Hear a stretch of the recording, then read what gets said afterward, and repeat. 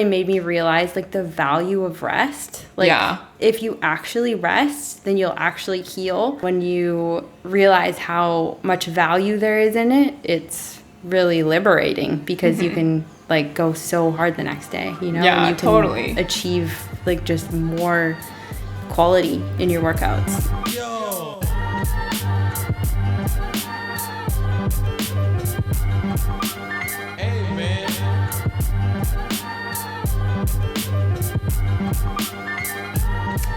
Action. Well, welcome, Katherine, to the BeRad Podcast. I'm your host, Kat. And with me today, I have Katherine Short, professional trail runner, hails from Maui, flew all the way there today for this. Thank you. Yeah. And from Canada, Vancouver area, right? Yes. Cool.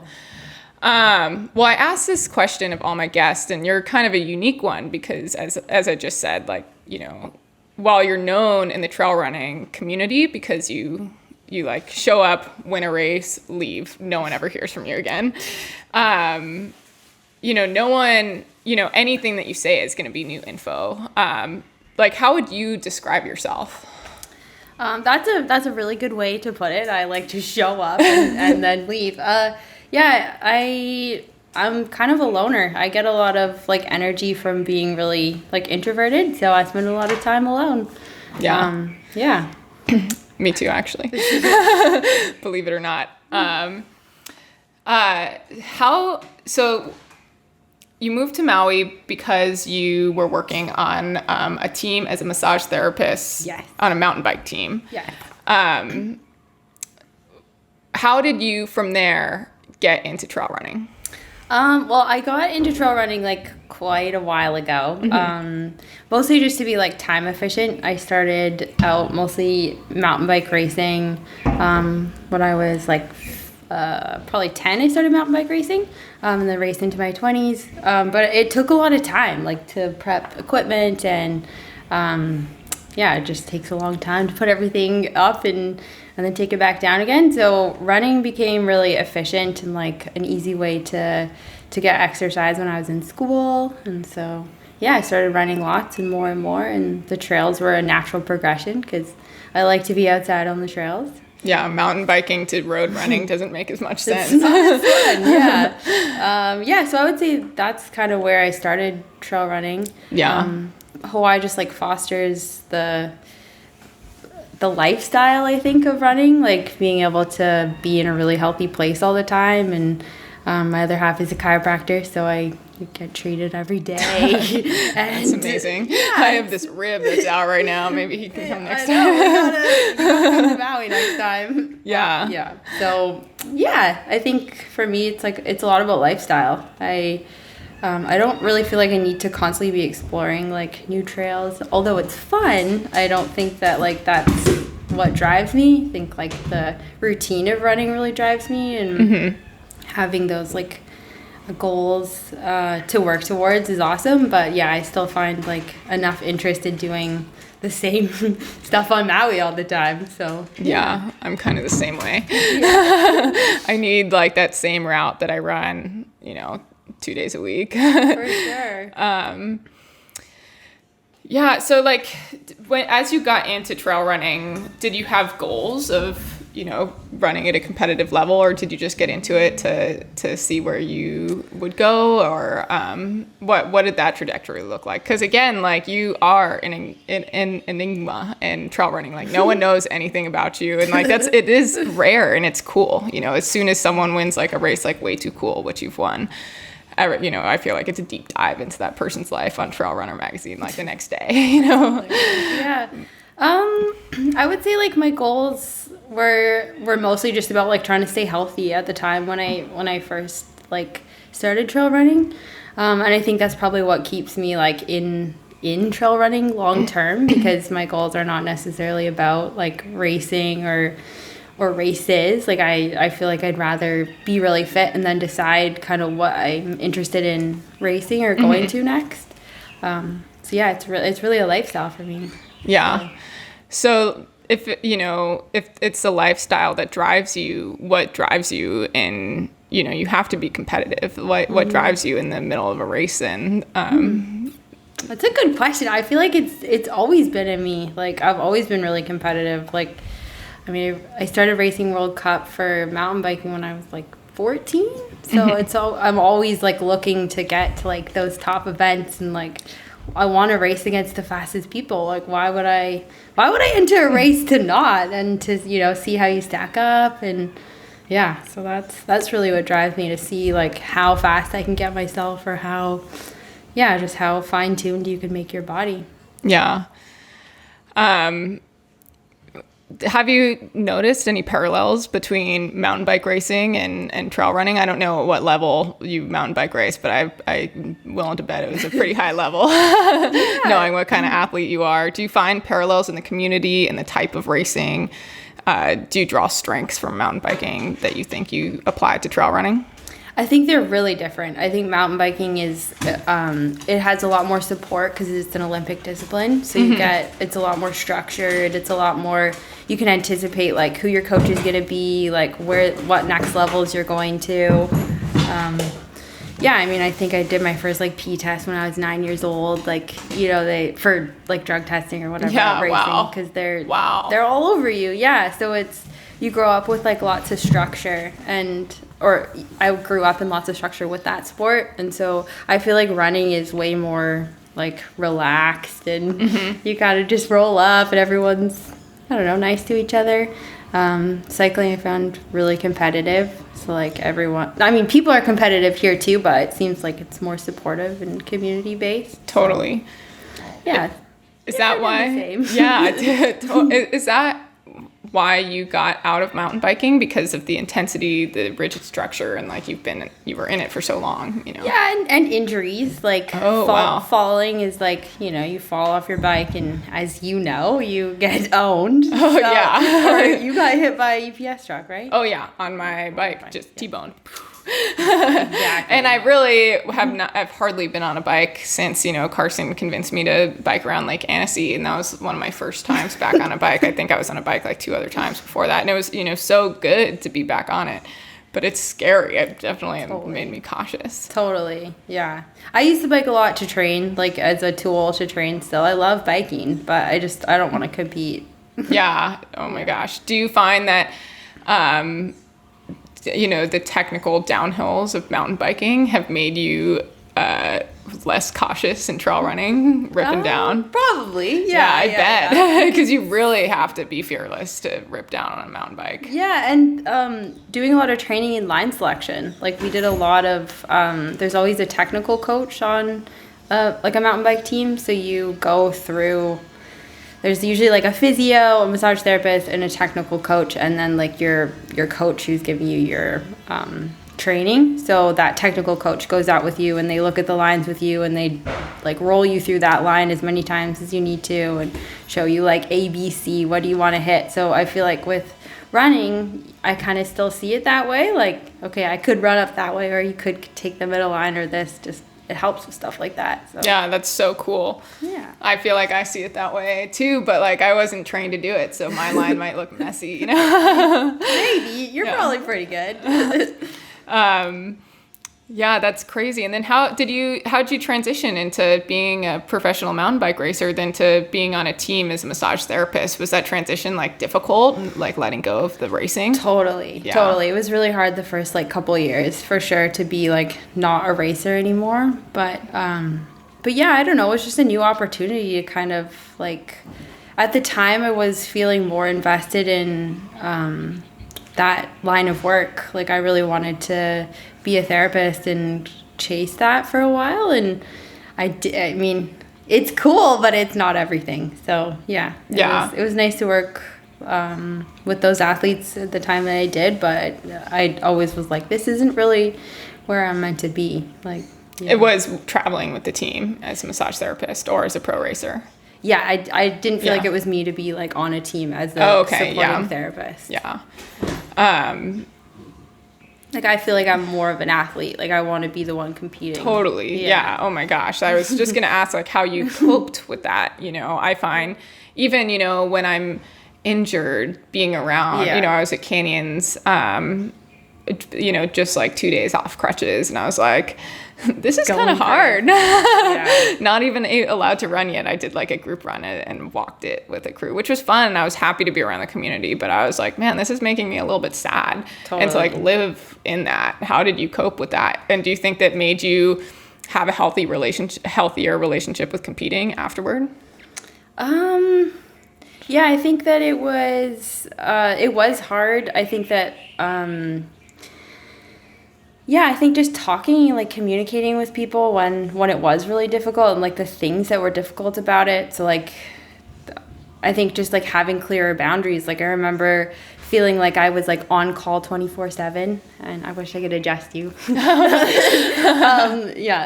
I was like, I in the morning I have to do a run, so like you need to carve out some time for me to be able to like be myself as well. So it just taught me how to like create boundaries, taught me to be really like adaptable to new situations. So I took things from it, but overall I like knew that it wasn't where I wanted to be. Yeah, there's lots of good learning and training, like learning how to live out of your bag, basically, for, as I'm sure you guys know very well, but like, months on end in Europe mostly. So it was, I didn't even like speak the language, like have the cell phone, have a car, so you really just got to embrace what it is. Yeah. Yeah. So, you two, we both kind of been through these hip injuries together. You had a stress fracture. I just had, lots of torn muscles. And, how I found that being in Hawaii as opposed to being around the sport the whole time, when I was in Boulder, it did make the injury process easier for me because I could kind of disconnect. For sure. Like how did this last injury go for you? How did you cope with that? And like, is there anything that you took from that? I think I feel more disconnected than ever from running. I think you're like the first person I've really talked to about running in probably 4 months.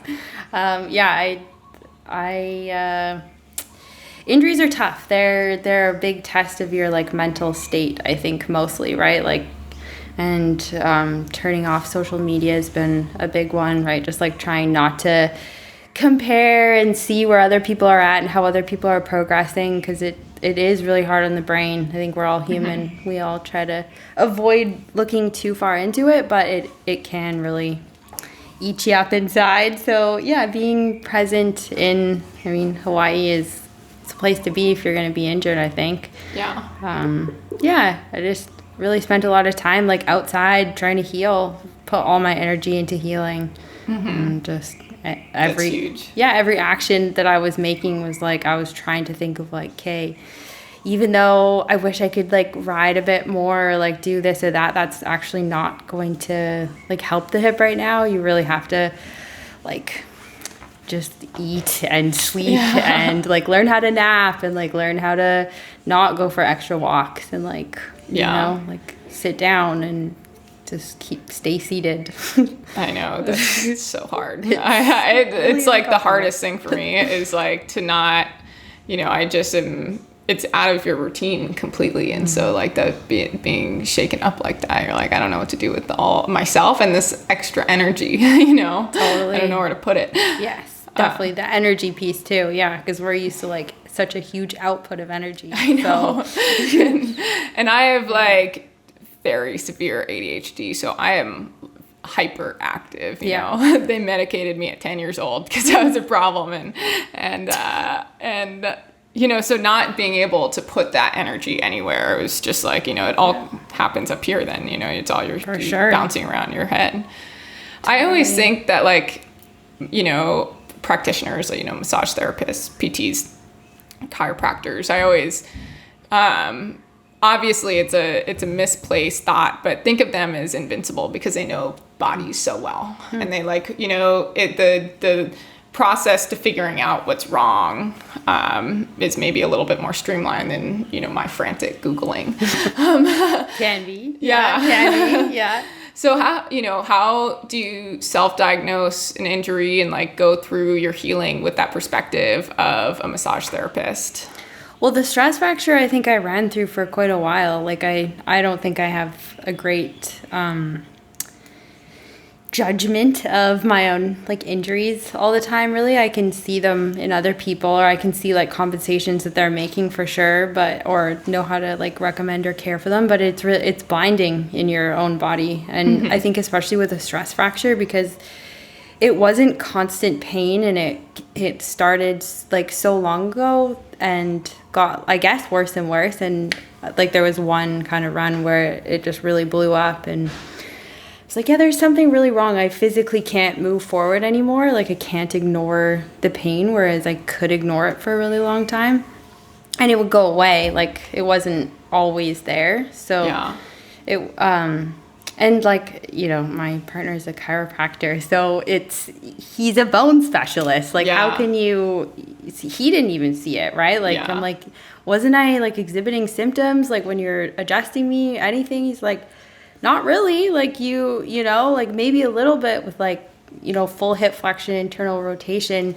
It was, like, pinchy in the groin, but it wasn't anything, like, crazy. But, yeah. So I would not say that we have a great perspective on injury. I would say quite the opposite. That makes me feel better about myself and coping with my own injuries. Yes. Just, you know, purely for my own curiosity, like, what were some of those symptoms that you were feeling just early on? Yeah. And what was exactly the injury? I had a stress fracture of the neck of the head of the femur. Mm-hmm. So, like, where the ball and socket goes in, like, on that neck part. So the pain was in the groin mostly for me. But yeah, that groin pain would come and go. And so I just really didn't know. Yeah. Yeah. Brutal. The bone stuff is, like, so tricky. I mean, it's all tricky. I use sometimes with my tendon stuff. I was like, I wish it was just a bone thing so I could just rest and heal it. Totally. Yeah. Totally. I know when the MRI came out, I was like, well, on one hand, that is actually kind of a nice diagnosis, because it is kind of point blank what you have to do. Like, you have to rest. But I would argue that stress fractures are more complicated than that. Like, even when I was re-entering exercise, I went to go see Dr. Davidson, the gentleman who did your hip, and he did real-time ultrasound just over the fracture site. At this point, I thought I was healed. It must have been like 2 months into healing, and he was like, "There's zero sign of healing. Like, you have no cortical tissue between the fracture site, so you are 100% nowhere." Like, wow. So at that point, I took like 2 weeks off completely again, and had to kind of, like, reassess. Yeah, that must have been so tough to hear. It's pretty bad, yeah. I cannot even imagine. I'm like, I've already been off for how long? Like, yeah, 2 months totally off. Yeah, because it must have been like March and April, yeah. So then what do you think it was? What do you think? It just wasn't enough time? Yeah, I think I was riding really hard. Like, I took the bike out and, you know, would just, like, crush the miles, because it didn't really hurt. Like, on a bike, you can really ignore that pain. Like, when I would push a little bit on steeps, I would feel it, but, like, I think that's tough. So you immediately went to the bike right after your diagnosis, and yeah. Well, I took probably 4 weeks off completely. David Roach is my coach, and he's awesome. He was very, very huge advocate of the rest. Yeah. And so I rested, and then when I got the green light to start riding, it was short. It was like 20-minute rides, 30-minute rides, but I mean, I used to race mountain bikes, so it's hard for me to just, like, go out and pedal easily. Like, yeah. Well, and then mountain biking, I swear to God, it's impossible. Yeah, you really can't. You're going up or down, you know. Pretty much. Both are stressful. Yes. Man, that's brutal. So then you completely rested. Is there anything else you changed to kind of help with the healing? Just, like, really diligent about supplements. Like, take a lot of vitamins and, like, a liquid calcium, magnesium, vitamin D, vitamin K, like, just kind of everything under the sun natural I could get my hands on. Yeah. Yeah. Nice. It's always, like, good to hear that there's steps, you know? Yes. So, you know, living in Hawaii, especially as someone who's not Hawaiian or from here, like, can always be a complicated issue, and one that, you know, I'm born and raised here, and one that I've always taken into account. So I'd just like to talk to people openly about it. Like, how have you found that? And Maui's a little bit different. I feel like Maui attracts like a lot of people from the mainland, like a lot of local people live there too, but and maybe I'm totally wrong, but we go there, and maybe especially where you are, it's a little different. But we always are there, and we're like, this feels kind of like Boulder. Really? Yeah. Oh, cool. Yeah. But like, how have you navigated that as someone moving to Hawaii, and how, like, what's been your experience been like moving to Hawaii as someone who is not from here? Yeah. Well, I grew up in a really small town as well, in Yeah. Canada. So I think that was probably a helpful way to start. 'Cause, it's definitely island living. Like, Yeah. I don't know. It's not that difficult, I think, because of where I grew up. Like, I've always kind of been introverted and been okay with just like having a smaller circle of friends, but really high quality, you know, like, and that's still kind of how I roll. I just, you know, spend a lot of my time with, those people that are close, and I'm not really the type of person looking to like go out and party all the time and be really social like that. So Maui it works for me. There's not a lot of that. It's a lot of retirees and It's sleepy. Yeah, totally. Snowbirds coming in and out, and totally. Yeah. So Did you have trouble finding community there? yeah, I would say that I still don't really have a community there. Yeah. Like, it's pretty isolating for sure. I have like 2 or 3 friends on Maui, I would say, who like are great friends, and that's pretty valuable to me. Yeah. But it's there's no big community, I wouldn't say. Yeah.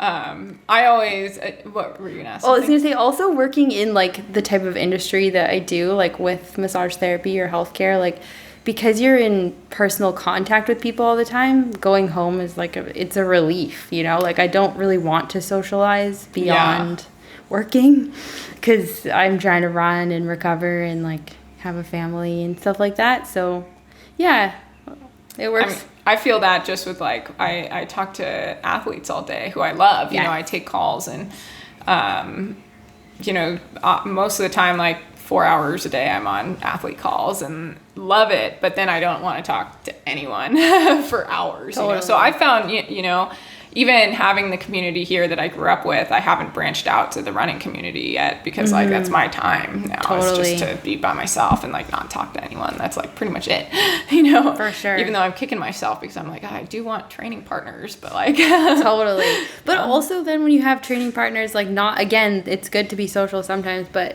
then you have to revolve like your day around like their timing and like their pace and their schedule, and which isn't bad, but if you've got a lot of stuff on the go, it's... I know. Have you found that, you know, it sounds like in your mountain biking career that the team aspect was huge, and like that often like having a team is such an asset, you know? I find that I 100% train faster when I'm with, you know, my pseudo teammates in Boulder that I've been training with for like 8 years, you know? Do you find that it's more difficult to train effectively when you're by yourself, isolated on Maui, or do you just like have no problem with it? I don't have a problem with it. Yeah. I think I've always trained alone. Like, even on your mountain bike? Most of the time, yeah, because I lived in such an isolated place. Like, I would come to the city for like training camps and things like that, or like when you're at competitions, you're with a team, but most of the training was alone. Yeah. Nice. That's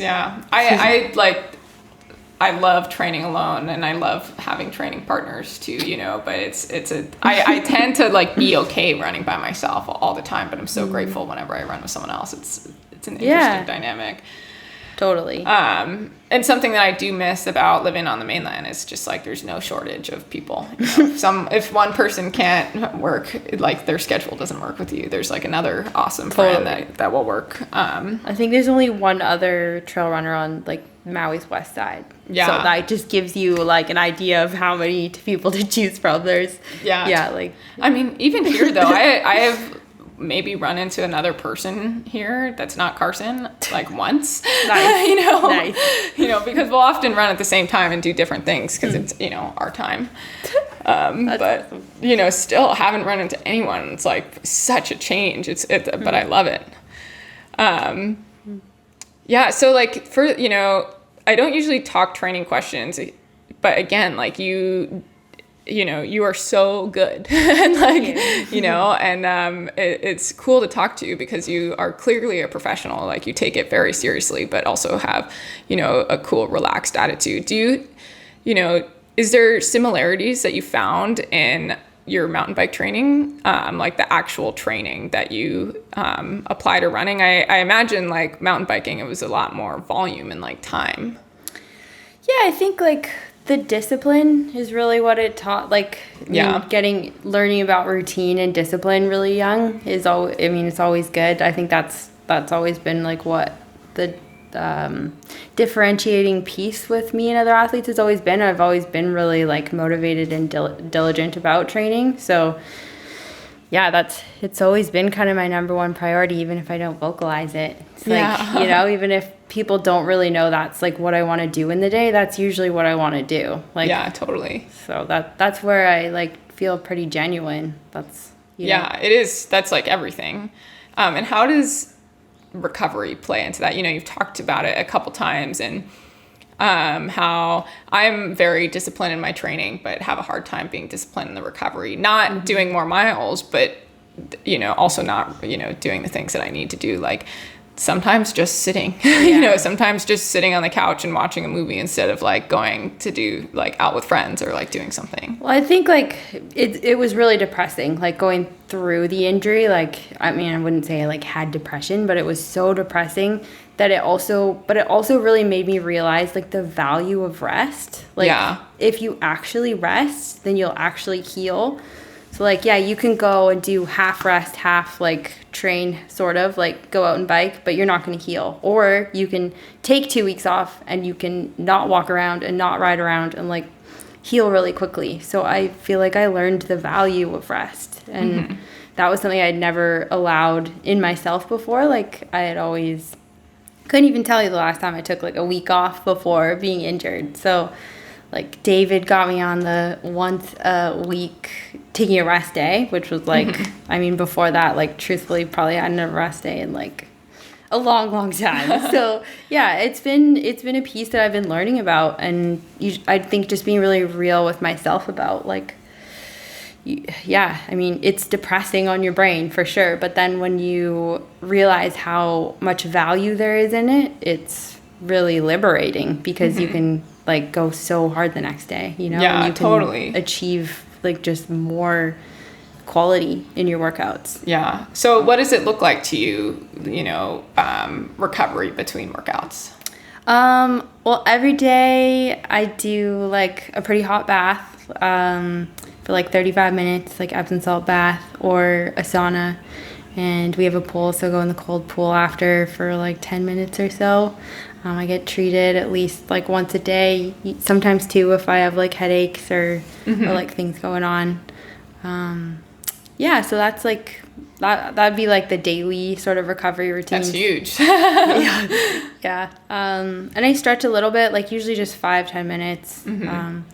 And then, do you feel like getting adjusted makes it like, I feel like I have to stretch a lot to like feel okay. Do you feel like getting adjusted is really helps you not, I think it also really helps the nervous system. Yeah. Which is like, I feel like sometimes when I can't get power, like having the hip adjustments makes like a huge difference. Like I never really put chiropractics and like nerve function together, but the longer I've been with him, the more I've like learned just about the power in that and how that's really what chiropractics is about. It's about getting those nerves to turn on and stimulate like all those sections of the spinal cord to get things working. Like it's, people think about bones, but really it's the nerves between the bones. Oh my gosh, that is what I am dealing with right now.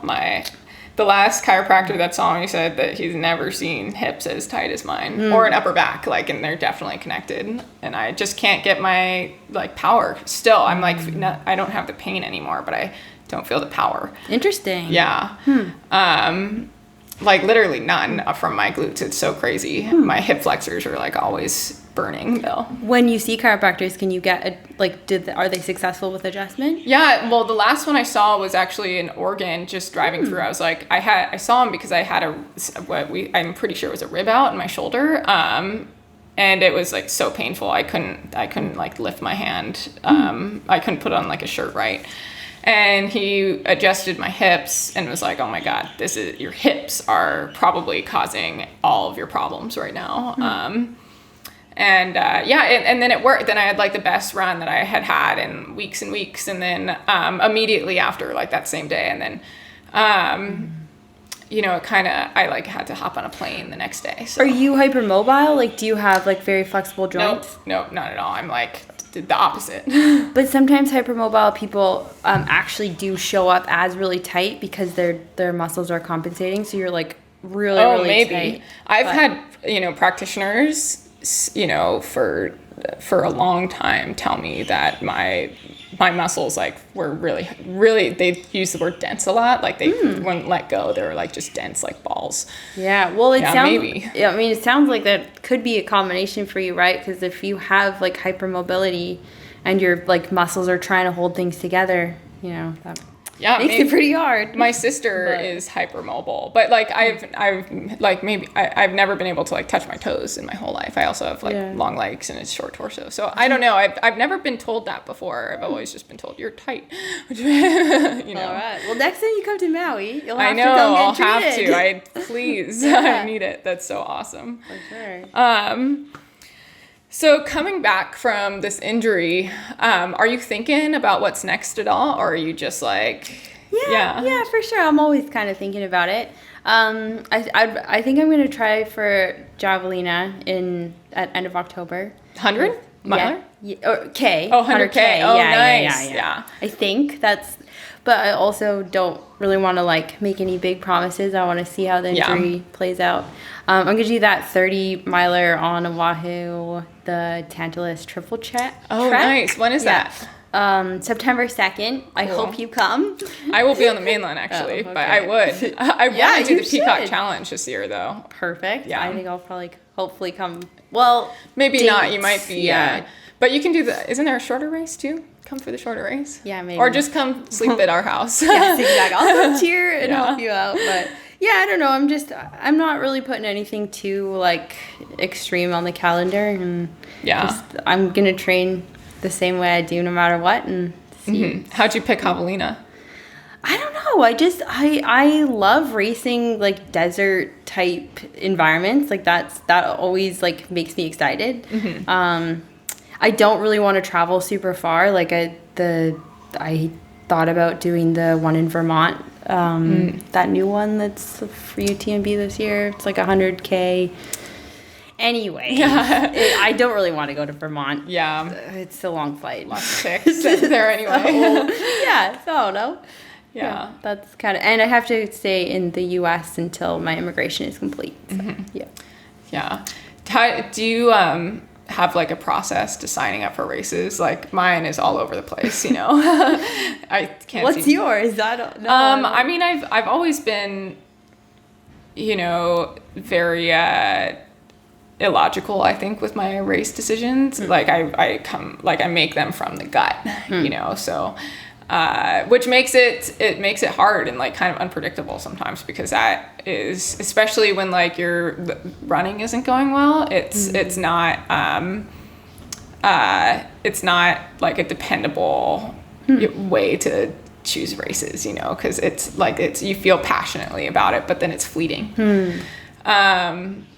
So I'm trying to get better about that. David, both of our coaches, has been super helpful. And, since he's been coaching me for so long, he knows that. Yeah. And so we can have, difficult conversations sometimes. But, for this injury, like I am just doing what you're doing. Like I really wanted to come back a lot faster than than like what it was clearly possible. And when I realized that wasn't possible, I'm like, okay, I can't sign up for a race again until I'm completely healthy. Totally. So I'm like I have like a couple things in sight, but I want to make sure the next time I line up, because like you, I like to line up with the best in the world, and it's been so disheartening to compete, for a couple years in a row, just 50%, Definitely. So I'm just looking forward to like, getting healthy, and I'm really enjoying training again. But what's your process? Like, how do you decide? I think it has to be fun. It has to be interesting. Like, if I'm not interested, there's just no chance. Same. That's really all it is. I want to have fun. I just want to have fun doing it. I want to finish the race. I don't want to get halfway and be like, this really isn't for me. So, I did that at Javelina, actually. That's a terrible sign. I know. No. But it is a super fun race. I was also like, I just found out that I had this tear, and they were like, surgery or PT, I did it, and it was so bad. It would like hurt the whole time. And so of course, you have pretty bad vibes thinking about that race, I'm sure. I honestly would like to go back one day and maybe run the 100, because it is fun. But like the halfway through, I was like, I think I might quit ultra running. Yeah, that's never where I want to be. Yeah, totally. But yeah, other than that, I don't really look too far into it. Yeah, will this be your first 100K? No, I raced Bandera in January. Oh, in January, that's right. And you got a golden ticket. No, I did not. Oh, you didn't? Okay. I was fourth. Fourth? Oh, yes. Yeah. How was your first 100K? What'd you think? It was sweet. I've also done some FKT efforts at that distance, but this was the first race. What FKT efforts have you done? In BC. Okay, nice, Yeah, nothing famous. I just ran across the Sunshine Coast once. And, wow. Yeah, so. Nice. Yeah. Yeah, Bandera is another one that I was signed up for, and then. Oh no way! Oh no! Yeah. It was a fun race. I like lap courses like that because it's easy to cope with mentally sometimes. Totally, I do too. Totally, and easier to put the gas down. You're like, okay, I know what this course looks like. One more lap. Yeah. Were you gunning for a golden ticket? I think I'm always gunning for. Winning any race I enter. I don't really want to. But yeah, I'm not so hard on myself about not getting it. I don't want to enter with the hopes to come in fourth, Totally. So. Yeah, that's so interesting. How you seem to have a pretty strong mental game, which is where a lot of people it's their weakness. Can you talk a little bit about that and how do you stay so confident in yourself? Well, thank you for thinking that. Because no, it is. It's it is pretty cool, and to be as consistent as you have been. You also have to be confident. It's not the. I don't think that the podiums come second. I think the confidence come first, and then the podiums come with confidence. Totally. Well, I think you really just have to embrace kind of the reality, the facts. These are things I know about myself. These are things I don't think are true, right? So if I know I train every day and I'm training really hard, then I'm confident in my training, right? And I have an amazing coach who's overseeing it, so I have confidence in what I'm doing, right? And so I just try to stay off social media. It's really probably the biggest key I could give anybody. I know, right? I don't really use Instagram. I will from time to time look at it because people send messages on Instagram, but I don't even have the app. I just look at it on Safari to make it so difficult for myself that I don't do it. I do look at Strava a little bit, but I think staying off of social media and really staying present in what you can do in that moment, because time passes so fast. If you spend that hour looking at Instagram instead of going in the bath and then going in the pool, those were those actions and those changes in behavior that I had to make to make those things happen, right? And so I think just having confidence in those things that you're doing and that time that you're investing. So yeah, I think being really time conscious is helpful and intentional. You got to be really intentional what you're doing, Yeah. It's hard to do. I'm not a master at it. I'm doing my best. You are I wish we talked like 6 months ago. Carson and I have been like, we had like this breakdown right after the wedding. We were like, we have to change. We got to start being more intentional, because it's easy to just like go from place to place and thing to thing, you know, from run to run, without taking that time in between. And I was just so bad at like the sleep, you know, wanting to be everywhere and do everything, and the nutrition. But it makes a big difference you know, on the body, but mostly just like calming the mind. You know, that's the biggest thing I've noticed is I don't feel like panicked all the time, like low grade panic. For sure. Yeah. Low sleep days are not happy days. Like, you know, they're you feel like a crazy person for sure. Yep. Learn how to nap. Still figuring out the sleep piece, actually, unfortunately. It's so tough because I love training first thing in the morning. I've been like working with this new awesome strength coach who works with all the pro surfers here and who's been super helpful. But he can only meet at 5 a.m. No way. So you go to work out before you run. Yeah, which I find helpful because so much of what I'm dealing with right now, because not only did I have the hip thing, but I had like this tons of back injuries from where like my, you know, for a long time, I couldn't even build muscle in my glutes and hamstrings because that nerve pattern just wasn't there. So like even when I do like exercises that were supposed to isolate the glutes, like bridges, my like back would turn on. Like my back is like so strong, you know, but so it is super helpful for me to like activate some of those muscles. I bet. So, and it's not usually hard workouts. It's like, you know, just getting them stimulated. Yeah, getting them stimulated, which seems to be helping, you know, some days better than others. Yeah. I think I do need, you know, a good chiropractor consistently. But also just being consistent with what you're doing is probably going to make the biggest difference, right? Like, unfortunately, it's the consistency that usually makes people better. Like, yeah. And it's all of it. Like, I just started really doing mobility again and just started really strength training again with someone hands-on, you know, 3 days a week at 5 a.m. you know? Do you find that it's harder to run after a strength workout? No. I find, you know, sometimes in the morning, like I'm a morning person. Like I love mornings. I have a lot of energy, but sometimes I need time in the morning before I run. I can't like just wake up, drink coffee, go out the door like some people. And so I find that the, you know, hour is, you know, just gets my blood moving, you know, and that I can't do that. I can't like go out half an hour after I wake up usually because I'm so stiff no matter what I did the day before. Like I'm so stiff in the morning. That's terrible. I think it's just from all my injuries, you know, like I was hit by a UPS truck, you know, it's like, and I will say we got a nice mattress for the first time ever and that's made a huge difference. I know. You got to get some sort of soaking tub, you guys. This is your next thing.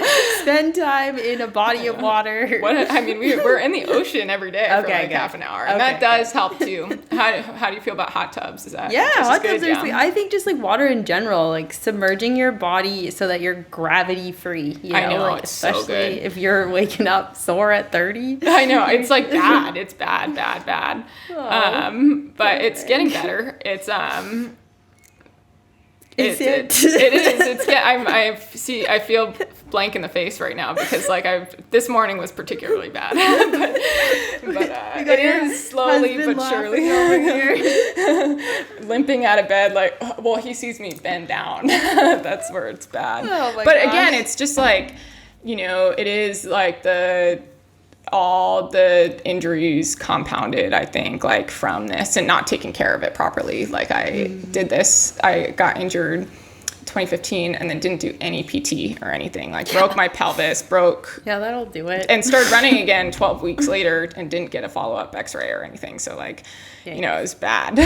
Do you take supplements or vitamins or like? I just started to. So I was super good about iron for a long time until I went through my own like bout of depression through the pandemic where I just like stopped doing everything that was good for me. I was like just eating tater tots for the most part. Like, I know. And then, but I have been getting a lot better at taking supplements and like, you know, doing again, like doing the mobility and stuff, which is helping a lot. Totally. Yeah. So back to you. You're like, oh no. I know. Yeah. You're too good at this, asking all the questions. I guess. I see it like light up as, you know, it's the practitioner in you. Like, you're asking the right train of questions. Yeah. So, you know, I truly believe that every person that is great at something is, you know, their brain works a little different. And, you know, I feel like we're all pretty self-aware. And like, what do you think works, you know, just a little bit different than your average person and you? I would say I'm pretty motivated. I would say that, like, there are lots of motivated people out there, but I think that's, like, my gift, is that being motivated is like, again, there are lots of other people who are motivated. I'm not saying I'm exceptionally motivated, but I think motivation is the thing that I can use to make myself better at whatever I want to be better at. Like, I think when you have the desire plus motivation to do something, it's pretty unbeatable. Like, you can get anywhere. Yeah. And how do you keep that, though? You know, I am also, you know, think of myself as very motivated, but, you know, man, I have been burnt out before. Like, how do you, you know, keep that fire burning? Well, motivations change. You know, they're not always going to stay the same. And I think you got to be open to whatever your brain is talking to you about, right? Like, if you're all of a sudden not motivated to do something, you got to look at it. Like, what about it isn't motivating for me? Is it like waking up this early to try to train? Is it adding all these other things in? Is it totally like, that's kind of how my brain will go about, like, lacking motivation in places. Yeah. And I just simply stop doing it. You know, it's like, I no longer race mountain bikes at that level because I'm no longer motivated to do so. Right. So I mean, again, I think there's, like, you're probably equally as motivated as me. I would just say that's, like, the gift that I think that I have that makes my brain work a little different. Yeah, that's amazing. I mean, you seem so good at living intentionally and, you know, cutting out the bullshit. You know, it's really impressive, as I was saying. And, like, I have such a hard time saying no to people and not, you know, buzzing around. Have you always been like that? Just like, I think, like, living on Maui has been a big, because I am, like, still immigrating. There's a lot of there's just a lot of pieces that, like, force me to stay really, really still in life right now. So, like, I don't have a car. I don't really have, like, all these, like, pieces that I have had in the past, or that most regular people have in their daily routine. So it forces me to work with what I've got. You know, I, like, whatever, like, I ride to pretty much everything that I have to within, like, the, you know, perimeter of, like, where we live. So I do most of, like, the errands or, like, my working on a bike. And, like, you know, I work with what I've got, and that is just how I've always rolled. And it takes a lot of time. It takes a lot of, like, time to be thinking, like, how do I get from point A to point B? So I don't have time to, like, be staring at Instagram or, like, on my phone driving somewhere, or, like, listening to podcasts. I just simply don't have the time for that. So I think, like, all that time kind of got sucked out when I moved to Maui and sort of embraced living this way until it changes. And it's been so long that I think this is just, like, how I live now. Like, you know, I'm like, oh, this will be 6 months or this will be a year. But now it's like, okay, it's been almost 2 years and, you know, I'm still waiting. So, yeah, I think that's really what forced me to slow down and, like, look inwards. And just, like, I think David's also extremely good at, like, asking the right questions. He's, like, I still think about, like, comments he's made in my training blog over the years about just, like, when I've pivoted or when I've made big changes, like, leaving the bike team and just things he said to, like, to support that or to make me question, like, why I'm doing something. And can we have an example? Yeah, like, the last event I went to with the bike team was in Scotland, and it was one of the hardest trips I've ever been on, just, like, in terms of flying over there from here, and like it took forever. It was like 3 days later I got there. I didn't sleep the whole time. I got there, and it's a house of boys, so it's like I was the only girl on the team. There was like 8 boys, 1 bathroom. It was miserable. And he's like, you just gotta appreciate this moment for what it is, and like you're gonna look back at these memories like fondly. I know that right now like you're like basically feel like you're in a crisis of anxiety, but you know you just gotta like move through the motions. Like it's gonna be okay. And that's the last example I could think of. But it was a big pivoting moment for me where I was like, I no longer really want to do this. Like this isn't. I'm so uncomfortable where I am that I know for a fact that this is the last time I'm going to be here.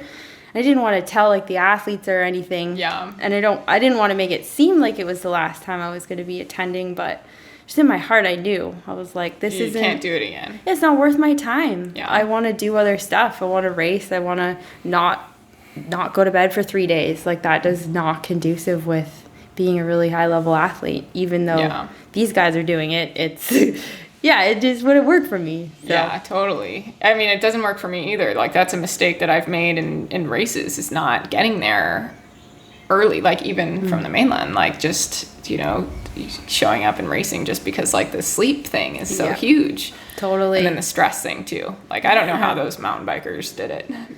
Well, it was downhill mountain biking. So, you know, they had 5 minutes from top to bottom. But, no, I mean,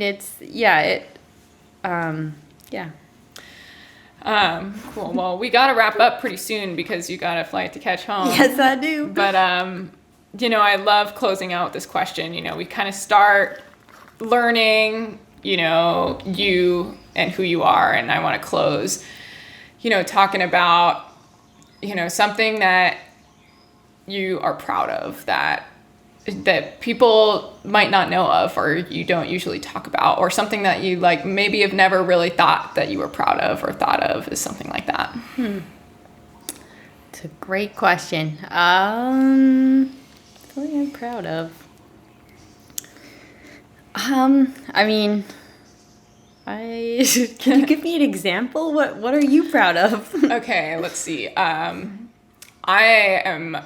I mean, it's on the same theme of what we're talking about, but like, I'm proud of Carson and I, after coming out of this like crazy winter, and making choices for ourselves, you know, moving back to Hawaii full time. Like, we'll still be traveling a lot to the mainland, but like, that was like kind of a scary thing for me, is like, you know, being far away from the running community. Like, what are my sponsors going to think? Like, how is it going to impact like my presence in the sport? Like, how is it going to impact my training? Like, I was pretty scared, but like, it wasn't working. And like, I was not happy in Boulder for a while. And, you know, Carson and I both grew up here, and like, for the same reasons that you're thriving here, like already since making that decision, just like a few months ago, things have gotten way easier, and it was like almost the act of making the decision, you know, totally. All of a sudden it was like, so like 50% less stressed. Totally. Okay. Well, I would say like in this current moment, I'm like stoked that I have survived on Maui for 2 years without being fully immigrated. I think like, I think like the Hawaiian Islands are a place where you either like get accepted or you get spat out, or at least that's what I'm hearing, is that, you know, if the island's going to accept you, then you're going to know it, and you're going to find a place, and you're going to find people that like love and nurture you and take care of you and want you to be there and make it hard for you to leave. And I really feel like that's kind of where my life is right now. Like it's as much as I miss my family and I miss like the freedoms of all the things being Canadian, and like having a car and all those like normal kind of life things. I think that I'm proud that the Hawaiian Islands maybe have accepted me, and that I can survive here for, because it doesn't work for everyone. So I would say that's probably where I might place some pride at the moment. That's awesome. Well, it helps that you're so easygoing. I was like, hey, come over, let's podcast. We were supposed to do it like 4 other times. Yeah. Stuff got in the way every time. Yeah. And now you're here, and I moved an hour and a half away from the airport, so I got to pick you up and drop you off. But gosh. thank you. Yes. I think that's a huge reason why you've thrived here is because you are easy going. Well, thank you. Thank you so much for having me. Yeah, this was fun. Next time you'll stay longer and we'll do some running. Yes. Hopefully Yes. we're both like a little bit healthier. Yes. Or we'll go to Maui and you can get adjusted. Oh, that would be amazing. Yeah. Cool. Well, thanks for listening, guys. Cat out. Dope. Cool, guys. Right on time. Nice. 2:15 exactly. Sweet. You look around.